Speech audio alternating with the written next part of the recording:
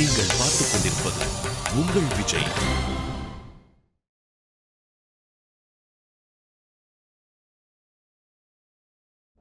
மாமா வேணாம் மாமா, ப்ளீஸ் சொன்னா கேளுங்க. மீனாட்சி, உன்னால எங்கேயும் தப்பவே முடியாது மீனாட்சி. நீ எங்க ஓடுனாலும் விரட்டி விரட்டி தாலி கட்டுவ. ஓடாம ஒழுங்கா ஒரே இடத்துல நின்னா 3 முடிச்சுதான். கஷ்டப்படாம கட்டிட்டு உன்னை கூட்டிட்டு போயிட்டே இருப்பேன். ஐயோ மாமா. ஐயோ மாமா தான்டா, வேற யாரு? மாமா வேணாம் மாமா, ப்ளீஸ். அப்படிலாம் கெஞ்சாத மீனாட்சி, மனசு கஷ்டமா இருக்குல்ல. மாமா கட்டுறேன்.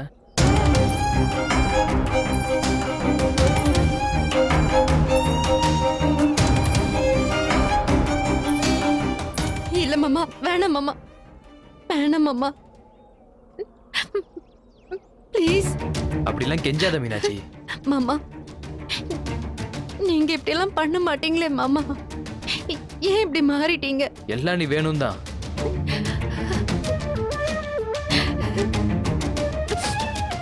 தாலி கட்டும் போது அழாத மீனாட்சி. அழுதா மாமாக்கு வலிக்கும்ல, அழாத. கஷ்டமா இருக்குடா. மாமா ப்ளீஸ் மாமா, வேணாம் மாமா, வேணாம் மாமா, ப்ளீஸ் மாமா.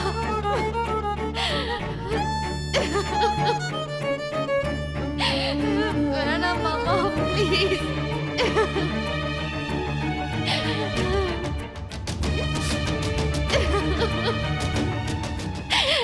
மாமா வேணாம் மாமா, மாமா என்ன விட்டுருங்க. என்னடா? நான் உங்களை கெஞ்சி கேட்டுக்கிறேன் மாமா, என்ன விட்டுருங்க மாமா, ப்ளீஸ்.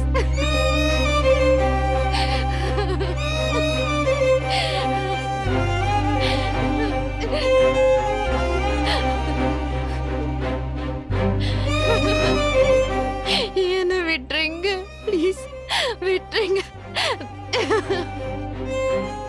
சரி மீனாட்சி, நான் தாலி கட்டல. கண்ணத்தோட கண்ணத்தோடன்னு சொல்றேன்ல, தொட மீனாட்சி.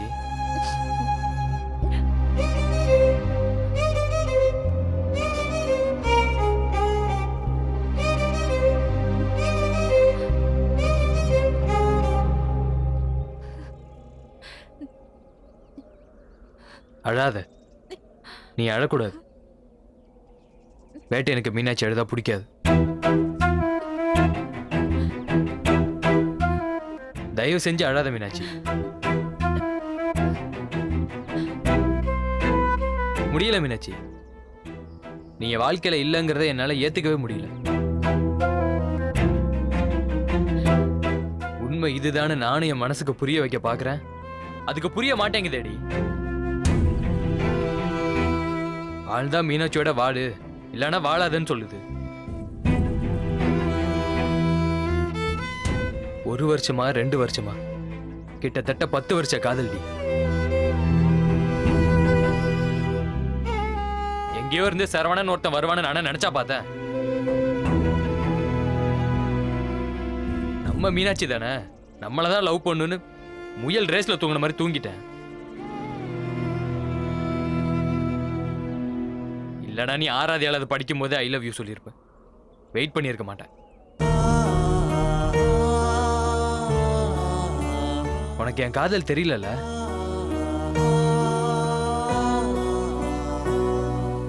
நம்ம மாஞ்சி மாஞ்சி காதலிச்சது காதலிச்ச பொண்ணுக்கு கடைசி வரைக்கும் தெரியாம போறதை விட ஒரு கொடுமையான விஷயம் இந்த உலகத்துல வேற எதுவுமே இல்லை மீனாட்சி.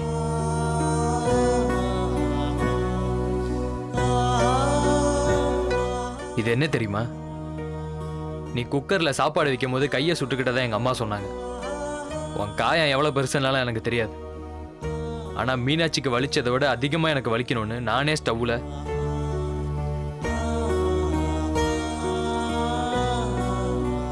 12வது படிக்கிறப்ப நீ வயிற்று வலியில துடியா துடிப்ப மீனாட்சி. உனக்கு ஏன் வலிக்குது, எதுக்கு வலிக்குதுனால எனக்கு தெரியாது. ஆனா அதே மாதிரி எனக்கும் வலிக்கணும்னு 2-3 நாள் சாப்பிடாம கூட இருந்தேன். என் மீனாட்சிக்கு வயிறு வலிக்கிறப்ப எனக்கும் வயிறு வலிக்குதுன்னு சந்தோஷமா தான் இருப்பேன். என்னடா பைத்தியக்காரத்தனமா என்னென்னவோ பண்ணிட்டு இதுக்கு பேரு காதல்னு சொல்றான் தானே யோசிக்கிற? காதல் பைத்தியக்காரத்தனமானதுதான் மீனாட்சி. காதல் அறிவா யோசிச்சா அதோட ஆழத்தெல்லாம் பார்க்க முடியாது. இப்படிலாம் ஒன்று உருகி உருகி காதலிச்சுட்டு கடைசியில் கோட்டை விட்டேனே மீனாட்சி.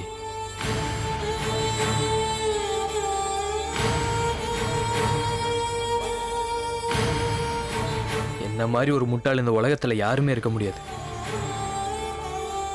உன்னை இழந்துட்டேனேன்னு யோசிக்கும் போது எனக்கே என் மேலும் கோவமா வருது மீனாட்சி. கண்ணாடியில் என் முகத்தை பார்க்க கூட பிடிக்கல. நானே எனக்கு தண்டனை தரணும்னு தோணுது. உன்னை இழந்ததுக்கு நானே எனக்கு தண்டனை தரணும்.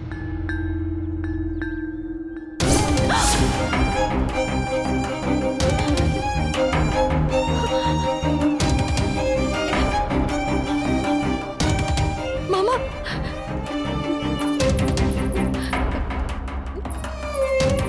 என்ன மாமா நீங்க? உன்னை இழந்த முட்டாளுக்கு இந்த தண்டனை வேணும் மீனாட்சி.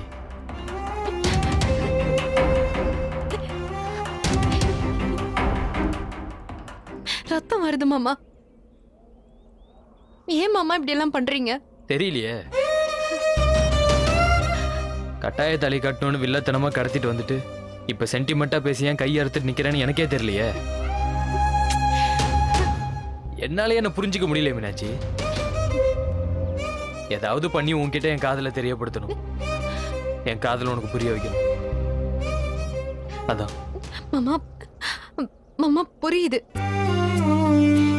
என்னால உங்க காதல புரிஞ்சுக்க முடியுது மாமா. நீங்க எந்த அளவுக்கு என் மேல பைத்தியமா இருந்தீங்க, எந்த அளவுக்கு என்ன உசுறு குசுரா நேசிக்கிறீங்கன்னு என்னால புரிஞ்சுக்க முடியுது மாமா.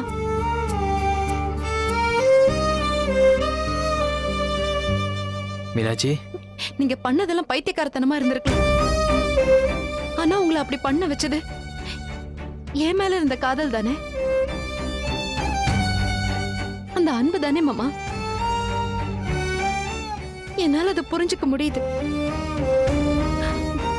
ஒன்னு சொல்றேன் மாமா, ஒருவேளை எனக்கு இதெல்லாம் முன்னாடியே தெரிஞ்சிருந்தா நான் உங்களை விரும்பி இருக்கலாம்.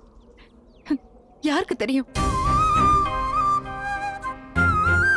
இந்நேரம் நமக்கு கல்யாணம் கூட முடிஞ்சிருக்கலாம். ஆனா எனக்கு இதெல்லாம் எப்பவுமே தெரிஞ்சதில்லை மாமா.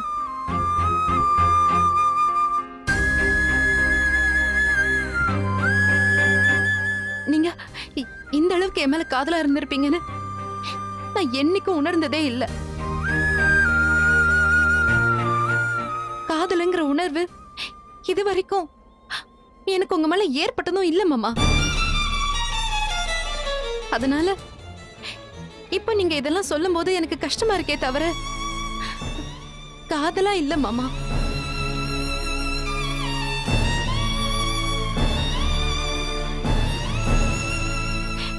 என்ன மன்னிச்சிருங்க மாமா. நான் உங்களை விரும்பல, விரும்பணும்னு நினைச்சதும் இல்லை.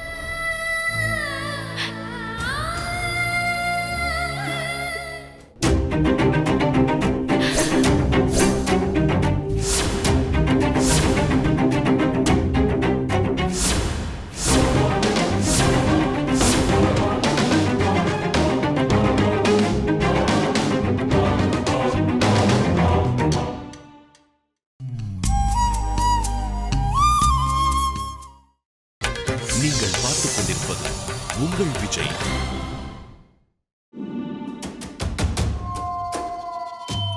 ஏ மாப்பிள, நான் அப்பவே சொன்னேன் அந்த பாண்டி பயலோட சேர்ந்து பார்ட்டிக்கெல்லாம் போவாதன்னு.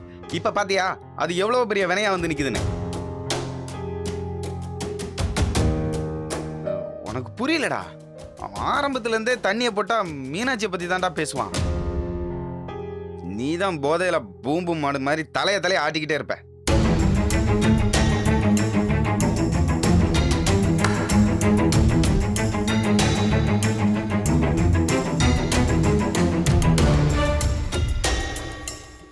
பாரு, நிச்சயத்தை நிப்பாட்டணும்னு பகுமானமா கிளம்பி வந்துட்டு எப்படி சிரிச்சு சிரிச்சு பேசுறானுங்க. டேய், கொஞ்ச நேரம் சும்மா இருக்கியா? ஆமாண்டா, உடனே என்ன சொல்லிடு. டேய் டக்ளஸ், இப்ப நடந்ததை பத்தி பேசி ஒரு பிரயோஜனம் இல்லை. இப்ப என்ன பண்ண போறோன்றத பத்தி யோசி. மாப்பிள, கடைசியா சிஸ்டர் என்னதான் சொல்லுச்சு? நிச்சயம் நல்லபடியா நடக்கணும்னா எங்க அப்பாவையும் எங்க அண்ணனையும் எப்படியாவது இங்க இருந்து துரத்தி விடுங்கன்னு சொன்னான். துரத்தி விடுறதா? அவங்கள என்கிட்ட இருந்து எப்படிடா துரத்தி விடுறது? அதான்டா எனக்கும் புரியல.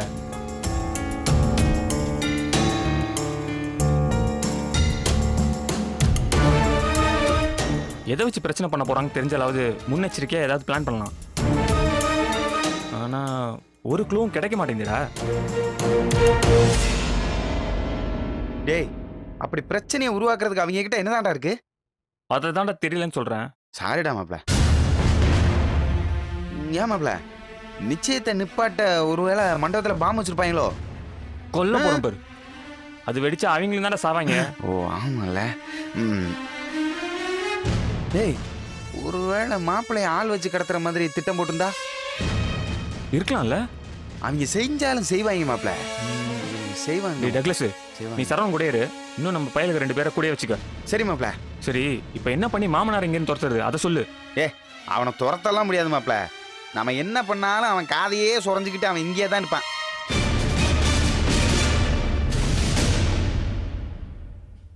மாப்ள, அவங்களோட வீக் பாயிண்ட் என்ன?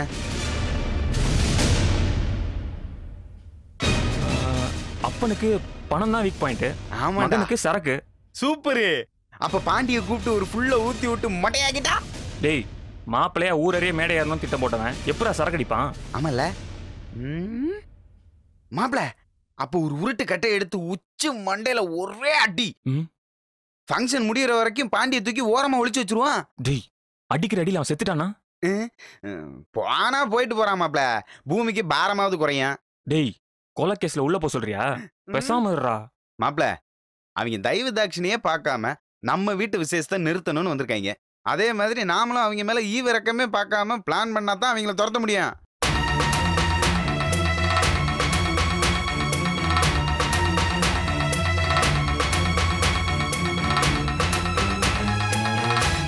டேய், அவங்க சிரிச்சு சிரிச்சு பேசுறத பார்த்து மனசுக்குள்ள வெறியேத்துறா.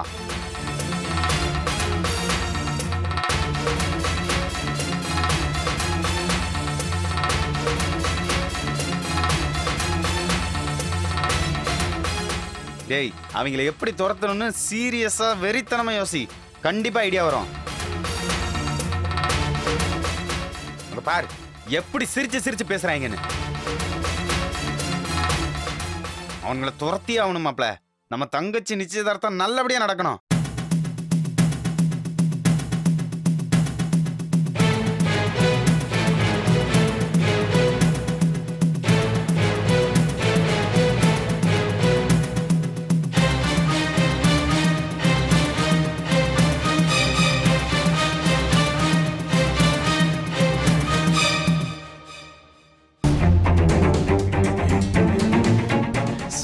மாப்ள, நீ சொல்லிட்டல்ல, மொத்தத்தை நான் பாத்துக்கிறேன்டா.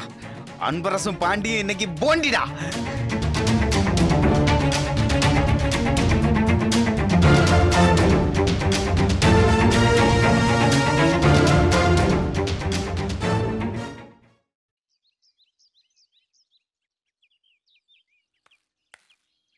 வணக்கம். வணக்கங்க, போங்க.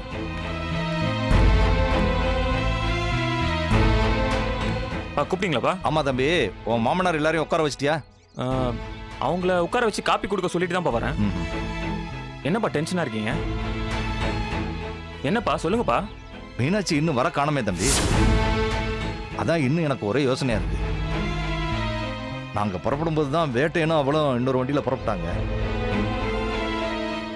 என்னதான் வேட்டையை மெதுவா ஓட்டிட்டு வந்தாலும் இந்நேரம் வந்து சேர்ந்துருக்கணுமே. ஏன்பா, அவன் ஒரு ஆளுன்னு அவன் கூட எல்லாம் போய் அனுப்பி வைக்கிறீங்களப்பா? அவனுக்கு ஒழுங்கா வண்டி ஓட்ட தெரியுமோ என்னமோ? எங்கேயா போய் விட்டுருக்க போறான்பா வண்டிய? இல்ல வைத்தி, நானே கூட்டிட்டு வந்துறேன்னு ரொம்ப பாசமா சொன்னான். சொந்தமா வண்டியெல்லாம் அரேஞ்ச் பண்ணி அதுல பூவெல்லாம் ஒட்டி தடபடலாம் ஏற்பாடு பண்ணிருந்தான். அதான் சரி மருமகன் கூட்டிட்டு வரட்டுமேன்னு விட்டுட்டேன். அட்லீஸ்ட் அந்த வண்டியில அம்மாவையும் மைனாவையும் வர வச்சிருக்கலாம்ல. ஏறக்கூடாதுன்னு சொல்லிட்டானே. இது ஸ்பெஷலா மீனாட்சிக்கு மட்டுமே ரெடி பண்ண வண்டி. இதுல வேற யாருக்குமே இடம் இல்லைன்னு ஏற விட மாட்டேன்டா. மருமகன் தலையில தூக்கி வச்சு ஆடினீங்களே, அப்ப அனுப்புவீங்க. அவன் வேணும்னே ஊரெல்லாம் சுத்திட்டு நல்ல நேரம் முடிஞ்ச அப்புறம் வந்து நிக்க போறான். நல்லா நின்னு வேடிக்கை பாருங்க.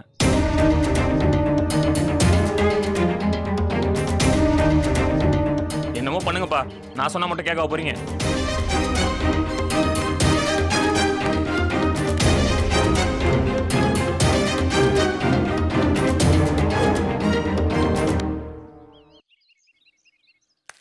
வைத்தி, என்னத்த?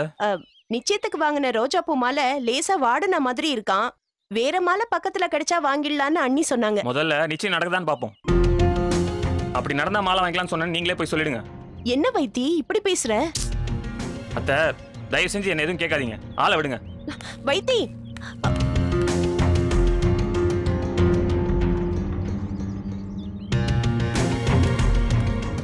அம்மா வைத்திய பாத்தீங்களா? என்ன விஷயம் சரவணா? ஒண்ணும் இல்லம்மா, தனியா ரூம்ல இருக்க ஒரு மாதிரியா இருந்துச்சு, அதான் அவன்கிட்ட பேசிட்டு இருக்கலான்னு. நீ அவன் கூட பேசிட்டு இருக்கிறதுக்கு தனியா இருக்கிறதே தேவலான்னு நினைக்கிறேன். ஏம்மா, ஏன் அப்படி சொல்றீங்க? அவன் ஏதோ டென்ஷன்ல என்கிட்டயே வள்ளு வள்ளுன்னு எரிஞ்சு விழுந்துட்டு போறான். என்னாச்சுமா? தெரியல, ஏதோ பிரச்சனைன்னு நினைக்கிறேன். பிரச்சனையா? என்னம்மா சொல்றீங்க? என்ன பிரச்சனை? விசேஷ வீட்ல பிரச்சனைக்கா இடம் இருக்காது. அவன் ஏதோ டென்ஷன்ல கத்திட்டு போறான். வீடு, நீ போய் ரூம்ல இரு சரவணா. நான் டக்ளஸ்ல வேற யாராவது அனுப்பி வைக்கிறேன், நீ போ. சரிம்மா. என்ன பிரச்சனையா இருக்கும்? ஒருவேளை அன்பரசு எதுவும் வைத்தியகிட்ட சொல்லி தூண்டி விட்டுருப்பாரா? இன்னைக்கு நம்ம நிச்சயதார்த்தம் நடக்குமா? நடக்காதுங்க. அது எப்படி நடக்கும்? நாங்கெல்லாம் இருக்கிற வரைக்கும் நடக்க விட்டுருவோமா இல்ல நடக்க விட்டுருவோமான்னு கேக்குறேன். நீங்க தைரியமா இருங்க, எல்லாம் நாங்க பாத்துக்கிறோம். இந்த ஆளு நமக்கு சொல்ற மாதிரியே இருக்க. பேசாம ரூம்ல போய் உட்காந்துருவோம், எதுக்கு வம்பு?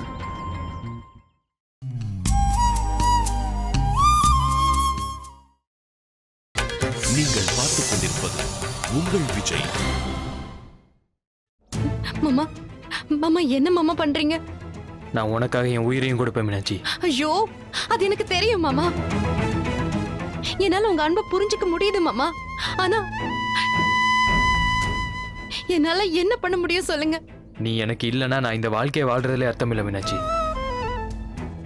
மாமா வேணாம் மாமா, நான் உங்களுக்கு கெஞ்சி கேக்குறேன், கழுத்துல இருந்து கத்தி எடுங்க. முடியாது மீனாட்சி. ஐயோ, ஏன் மாமா இப்படி பண்றீங்க? இப்ப நான் என்னதான் பண்ணணும் உங்களுக்கு? என் காதல் உனக்கு புரியுதுல? புரியுது. நான் உன் மேல எவ்வளவு பைத்தியமா இருக்கேன்னு உனக்கு தெரியுதுல? ஐயோ தெரியுது மாமா. அப்ப என்ன கல்யாணம் பண்ணிக்கோ.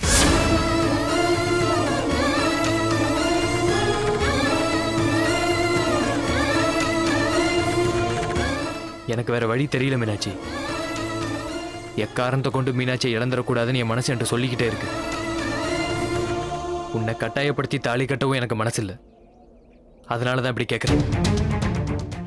என்ன கல்யாணம் பண்ணிக்கோ மீனாட்சி.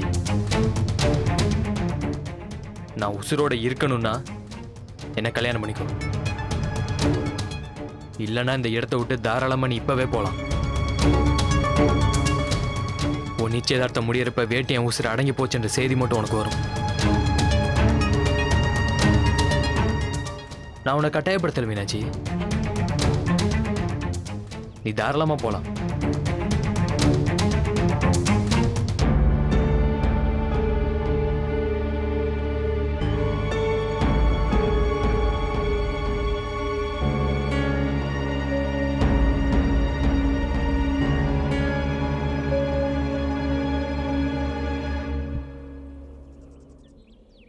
சரி, கல்யாணம் பண்ணிக்கிறேன் மாமா.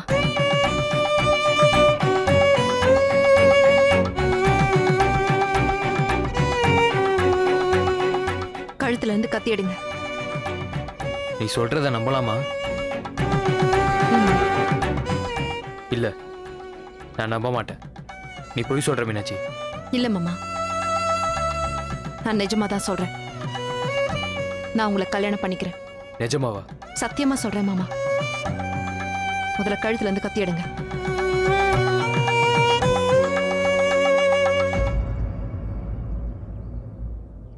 அது இருந்துட்டு போட்டோம். முதல்ல நான் கேட்கறதுக்கு பதில் சொல்லு. என்ன? இவ்வளவு நேரம் என்ன விட்டுருங்க மாமா. நிச்சயத்துக்கு நேரம் ஆச்சுன்னு அழுது ஆர்ப்பாட்டம் பண்ணவ இப்ப திடீர்னு என்ன கல்யாணம் பண்ணிக்கிறேன்னு சொல்ற. எப்படி இந்த மாற்றம்?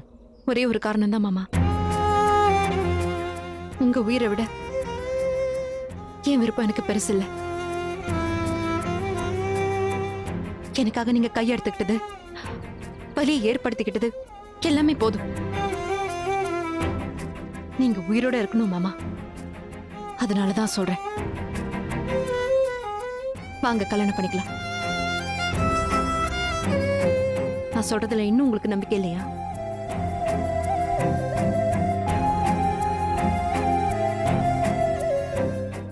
நம்புறேன். தேங்க்ஸ் மீனாட்சி.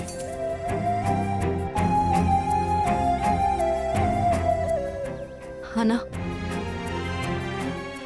கல்யாணம் இங்க வேணாம் மாமா. ஏன்?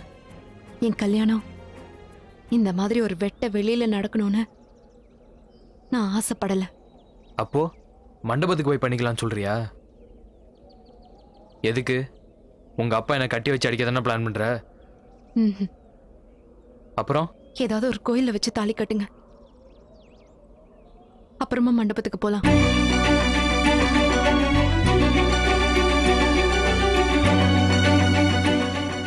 மீனாட்சி, நீ தான் பேசுறியா? நானே தான் மாமா. கோயில வச்சு தாலி கட்டணும்னு எனக்கே தோணல பாரு. நம்ம ஊர் ஆலமரத்து அம்மன் கோயில் ஓகேவா மீனாட்சி? ம். அந்த ஐயர் வேற என்கிட்ட 2000 ரூபாய் கடன் வாங்கியிருக்கான். நம்ம போனோன்னு வையே, சட்டு புட்டுன்னு பயந்துட்டே கல்யாணத்தை பண்ணி வச்சிருவோம். போலாமா? போலாம். வண்டியில இரு.